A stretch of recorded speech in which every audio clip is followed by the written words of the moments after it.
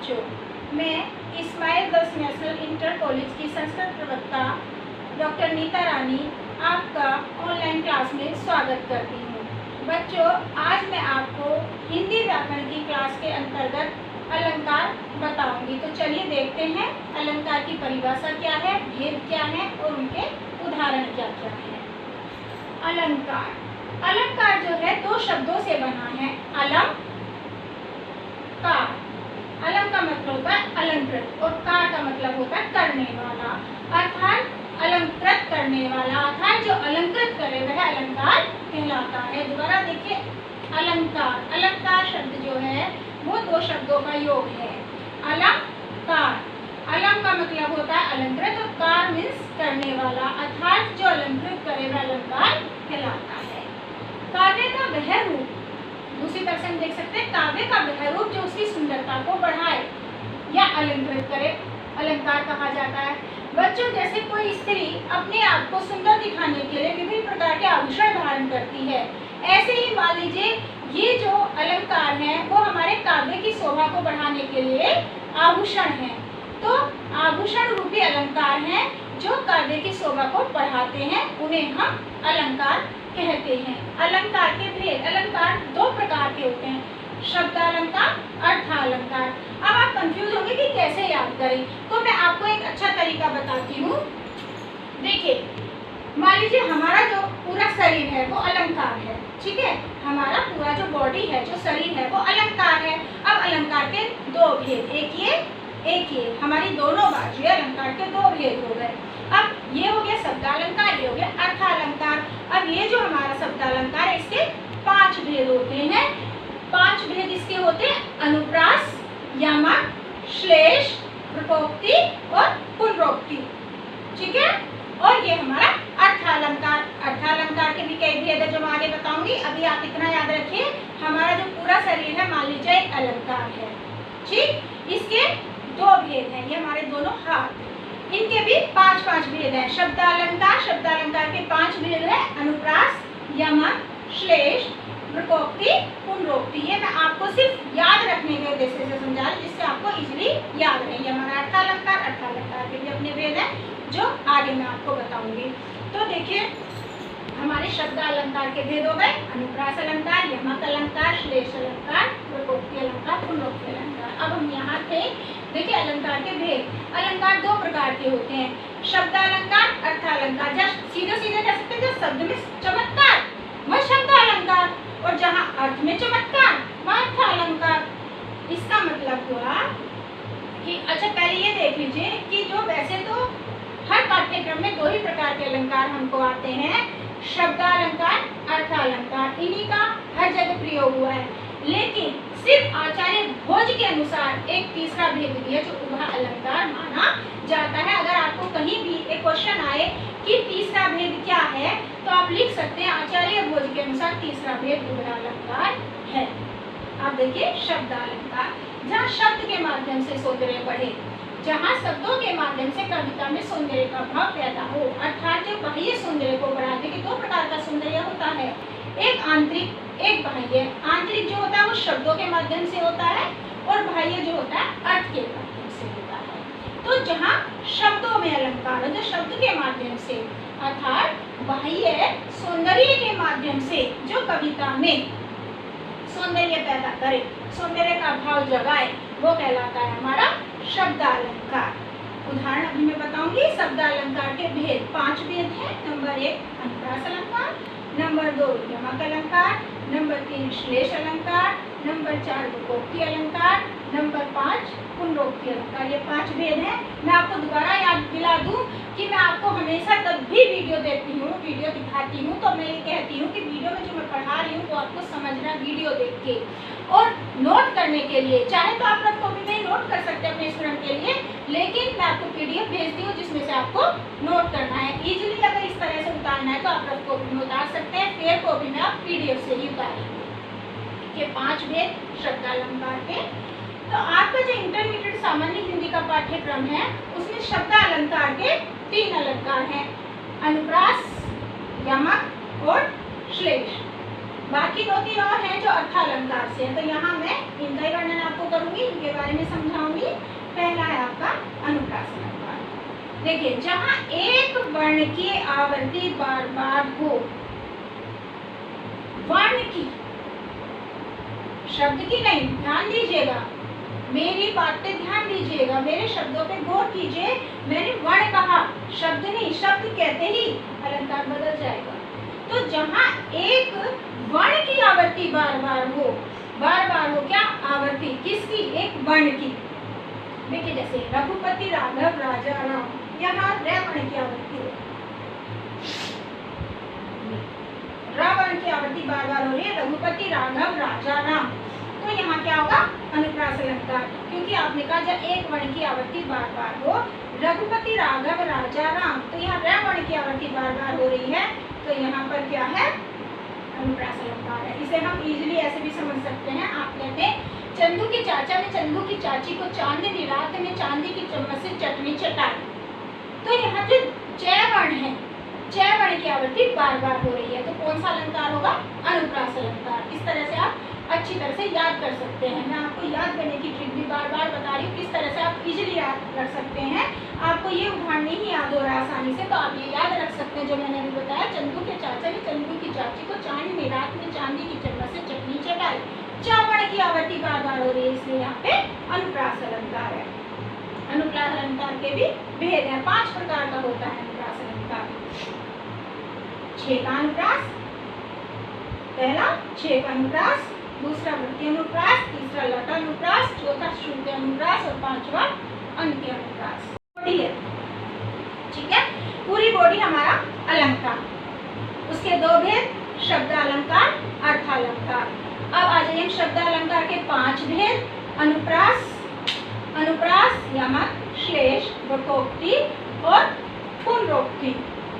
अब आ गए हम अनुप्रास पे। अनुप्रास के 5 भेद, तो पैर की उंगली आप याद रख सकते हैं, 5 उंगलियों को एक एक करके गिनिए।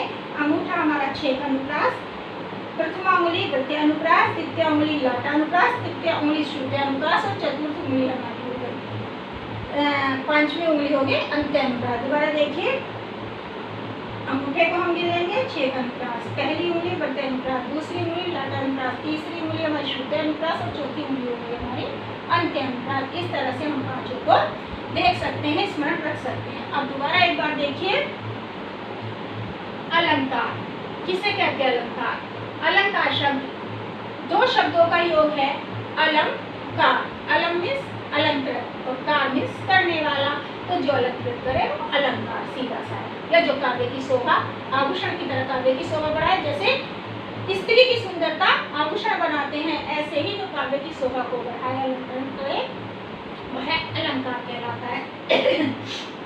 अलंकार के में अलंकार 2 तरह के होते हैं, शब्द अलंकार, अर्थ अलंकार।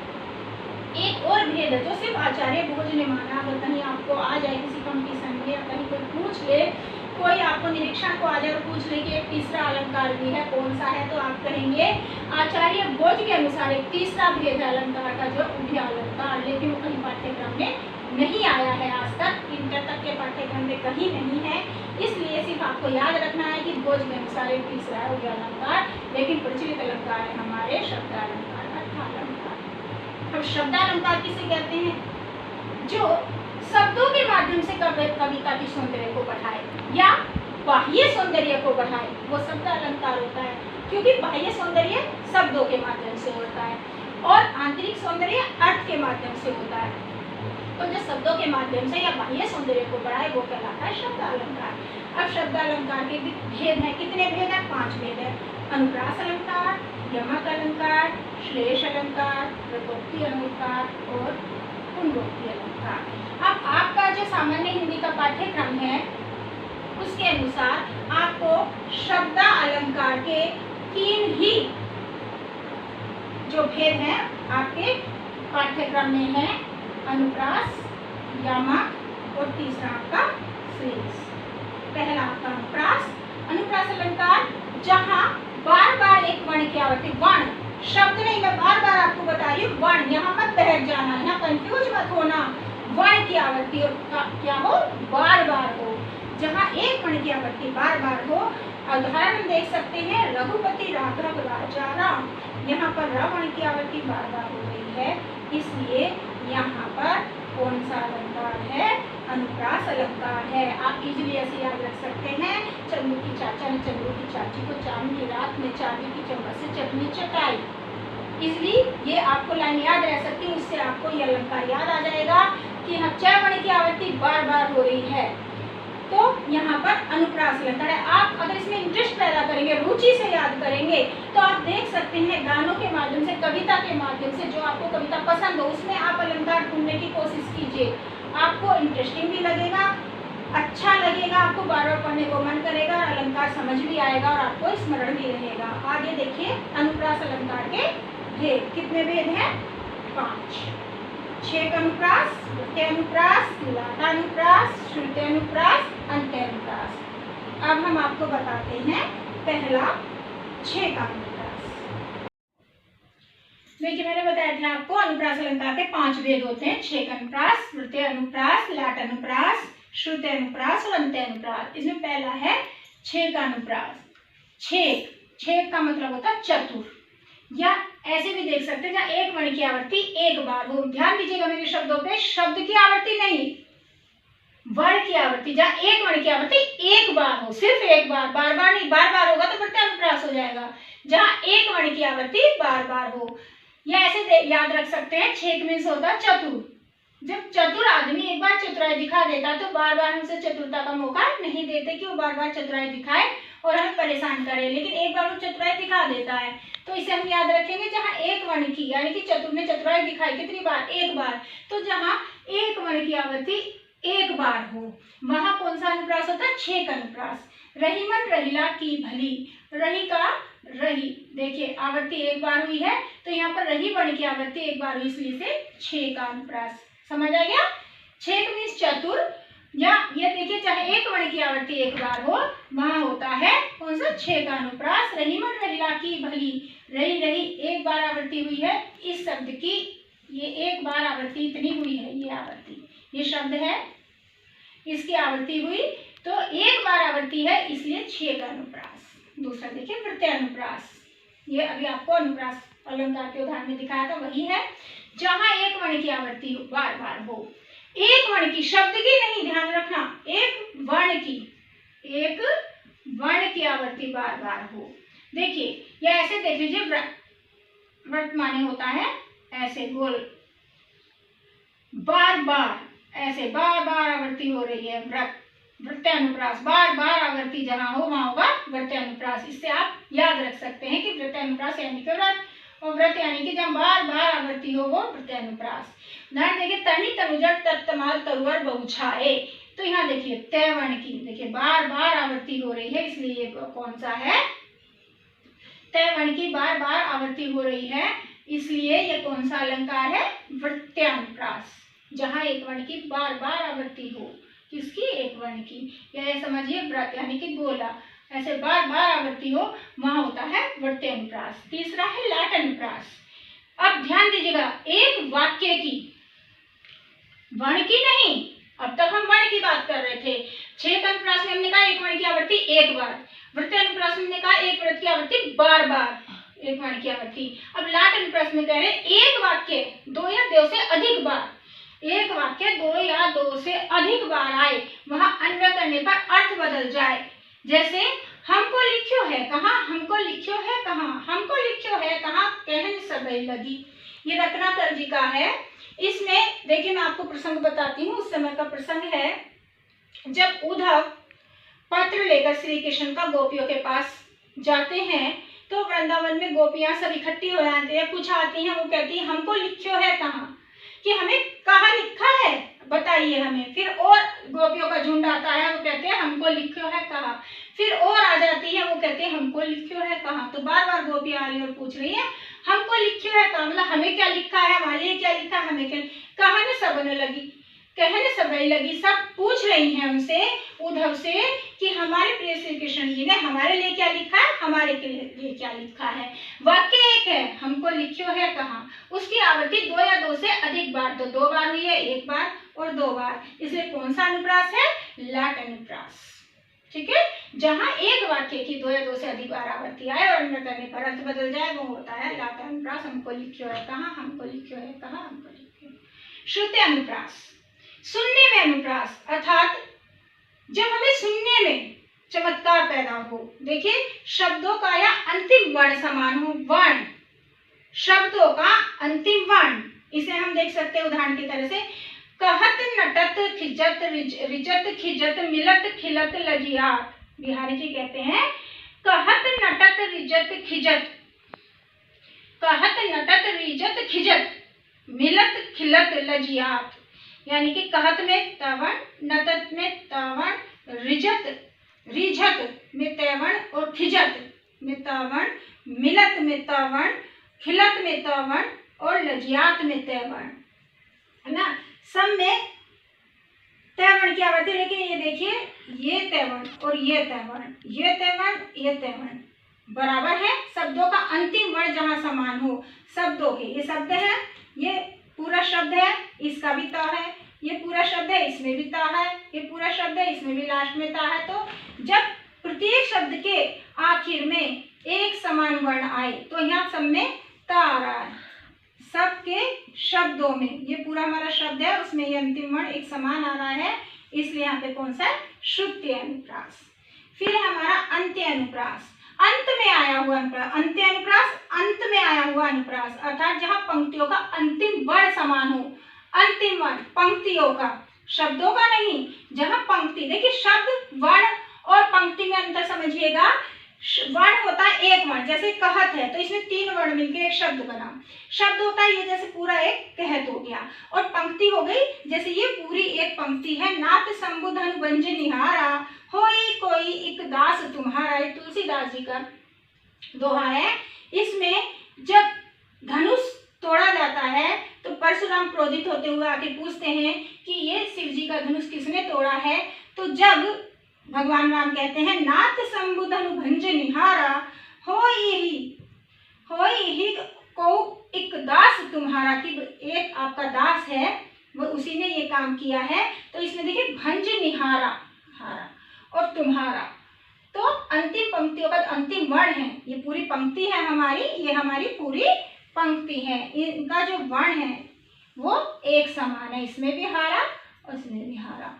तो जहाँ पंक्तियों का अंतिम वर्ण समान हो वो होता है अंत्य अनुप्रास। एक बार दोबारा से हम प्रकाश डालेंगे। छेक अनुप्रास, अनुप्रास 5 प्रकार का होता है। छेक अनुप्रास, वृत्य अनुप्रास, लाट अनुप्रास, तृतीय अनुप्रास और अंत्य अनुप्रास। छेक अनुप्रास, छेक यानी चतुर। जब कोई व्यक्ति एक बार चतुराई दिखाए तो दोबारा उसको मौका नहीं मिलता, अर्थात जहाँ एक वर्ण एक बार और आ जाए, दूसरी बार ना आए, एक वर्ण की आवृत्ति एक बार हो। जैसे देखिए रहीमन रहिला की भली, इसमें एक वर्ण की आवृत्ति सिर्फ एक बार हुई है, तो यहाँ पर क्या है? छेक अनुप्रास। दूसरा वृत्यानुप्रास, व्रत यानी कि ये बोला व्रत, व्रत जहाँ बार बार आवृत्ति हो रही हो, एक वर्ण की आवृत्ति बार बार, तो तनि तनुजा तट तमाल तरवर बहुछाए, तब वर्ण की आवृत्ति यहाँ बार बार है, तो यहाँ कौन सा अलंकार होगा? वृत्य अनुप्रास। लाट अनुप्रास, जहाँ एक सबसे अलग है, जहाँ एक वाक्य 2 या 2 से अधिक बार आए, मतलब वाक्य की 2 या 2 से अधिक बार आवृत्ति आए और अन्वय करने पर अर्थ बदल जाए। जैसे हमको लिखियो है कहाँ, हमको लिखियो है कहाँ, हमको लिखियो है कहाँ, कहने सभई लगी।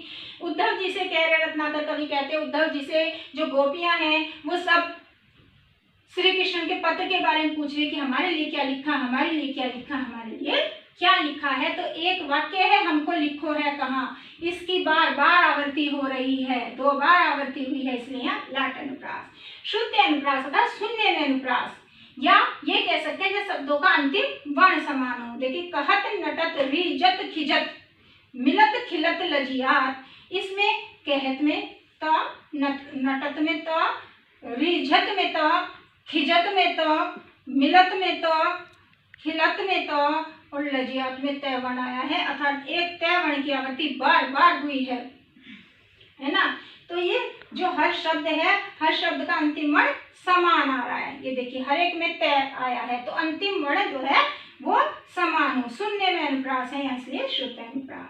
अंत्य अनुप्रास, अंत में आया हुआ अनुप्रास, अर्थात जहाँ पंक्तियों का अंतिम वर्ण समान हो। देखिए, नाथ संबुध अनुभंजन निहारा हो इहई को एक दास तुम्हारा। यहाँ दो पंक्तियां हमारी हैं और दोनों पंक्ति में हम देख सकते हैं ये हरा हरा ये बराबर है, तो पंक्तियों का अंतिम वर्ण समान है, इसलिए तुलसीदास जी के इस पद में अंत्य अनुप्रास है।